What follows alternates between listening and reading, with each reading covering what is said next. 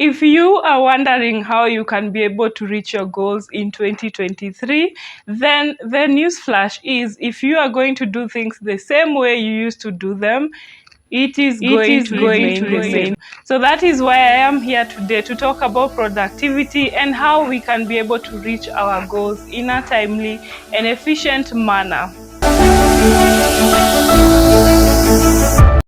Hello lovelies, therapist Maryanne here. Welcome to our channel, and if you haven't done so, please go and subscribe. This is where you get tips on how to work on yourself for healing and your general well-being. So in today's video, I just want to talk about us having done our New Year resolutions. How can we now be able to make sure that we are productive and we make the most of our days? Because as we keep saying, whether you're rich, whether you're poor, no matter the background that you're from, we all have been given the gift of time, which is 24 hours in a day. But most of us usually don't end up using these 24 hours the best way possible. And sometimes also you may find that you are really working a lot and you're using all these 24 hours and nothing is working. So here is why. Most of the time you find that we tend to focus our energies on things that are not really bringing us results. And that is why I want to talk about the productivity tips that work. We have so many principles, and please feel free to choose whichever works for you and let me know down in the comment section what you're going to do. So the first principle is usually called eat that frog.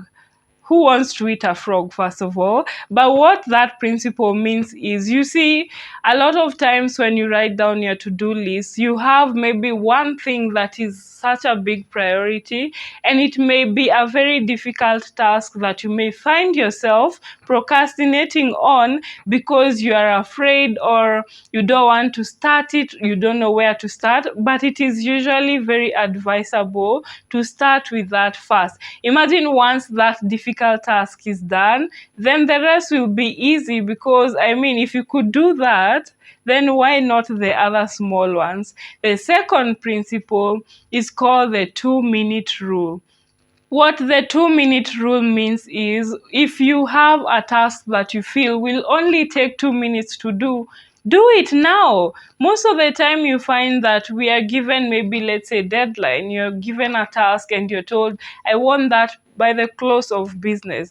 And a lot of times we procrastinate or wait until the last minute and then just rush on it, and then we give half-assed jobs.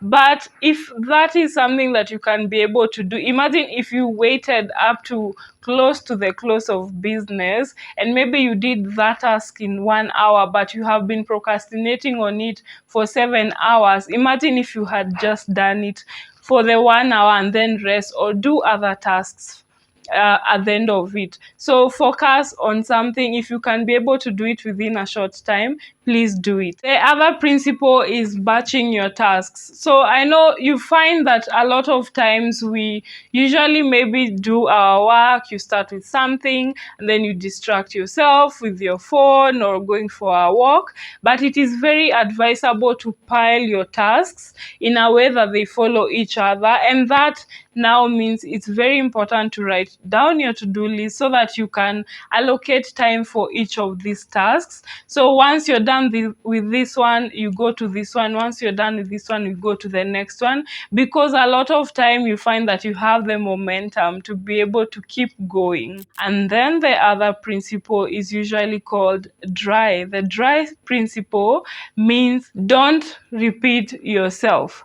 So what this means is there's usually some tasks that we find we do on a daily basis, and sometimes you find that you take a lot of time in planning them and executing them that you don't really need. So it is important to have maybe the same tasks, the same workflows, the same templates.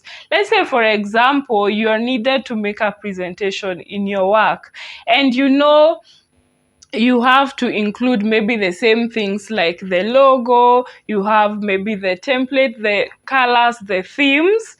have that ready so that once you are given a task to make another presentation, you can just include the information that wasn't there. So create systems, create workflows, create templates that make sure that you don't have to repeat everything from scratch, and that way you can be able to save on time.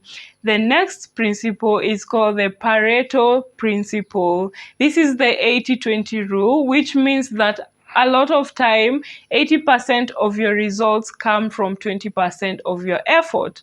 What does that mean? A lot of times we usually find that the effort we put on things doesn't really give so much yield. For example, you may spend your day answering emails, checking your social media, and things like that that don't really have big impact. So start with the things that bring a lot of impact. If it is something to do with a research, with coming up with a worksheet or coming up with a concept, start with that because it is going to open up so many doors. It's going to give you clients, maybe it's going to give you a job, it's going to make your relationship better. Just find the things that actually have a lot of yield, and then the small mundane tasks, you can be able to do them later. You can take a meeting later, you can do emails later. So first of all, start with the 80%, with the thing that brings the 80% result. And you usually find that it is something that is very small to do or takes just a small bit of your time. Our next principle is called the rule of three. I know that you want to achieve a lot. You want to have that body, you want a good job, you want to maybe get clients, but you cannot really do a lot in a day. So it is important to have the rule of three, which means you prioritize the three things that you need to do in a day. And then once you're done, definitely if you still have time, you can do the rest. So is it that you want to work out first thing in the morning? Do you need to make a certain presentation so that you can present it in a meeting? And do you need maybe to just prioritize eating healthy? So start with the three things and then the rest can follow. The next principle is called the deep work, and it means just that, deep work. Focus your effort and your energy in the deep works. A lot of time we just do the bare minimum, and if I'm calling you out, please just type it in the comment section. We focus on just doing the most. We pretend as if we are busy while we are just on social media, and that the problem with that is that it teaches your brain not to be able to have the resilience. So when you focus on deep works, you focus on doing certain tasks for, let's say, just 90 minutes. You really focus on it, and what it does, it sharpens your brain and it makes it be able to bear even deeper work and more serious stuff compared to when you're just doing the bare minimum. Definitely, if you're given a hard task, then you wouldn't be able to hack it. The next principle is called time blocking, and that goes back to our to-do list.